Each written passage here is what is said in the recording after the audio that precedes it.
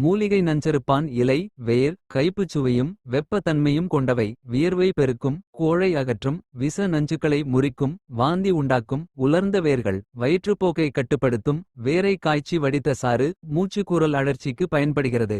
இது நீண்ட சதை நிறைந்த வேர்களை உடைய சுற்றி படரும் கொடிவகை தாவரமாகும். கரி பாலை நஞ்சு முறிச்சான் குடி கொடி பாலை ஆகிய மாற்றுப் பெயர்களும் உண்டு. நஞ்சை வெளியேற்ற இலைகளை நன்கு அரைத்து எலுமிச்சம்பழம் அளவு உள்ளுக்கு கொடுக்க வேண்டும். அல்லது இலை வேர் ஆகியவற்றை உலர்த்தி தூள் செய்து வைத்துக் கொண்டு 2 தேக்கரண்டி அளவுடன் சிறிது அளவு மிளகுத்தூள் கலந்து தேனில் குழைத்து உள்ளுக்க கொடுக்க வேண்டும். இலையை உலர்த்தி பொடித்து அரை கிராம் வெந்நீரில் நாளைக்கு 3 வேளை சாப்பிட்டு வர வியர்வை பெருகும். சளியை போக்கும் சீத கழிச்சல் நீர்த்த கழிச்சல் தீரும். மேற்கண்ட பொடியை அரை கிராம் அளவாக நாள்தோறும் 3 வேளை நீடித்து கொடுத்து வர மேக வாய்வு பிடிப்புகள் தீரும்.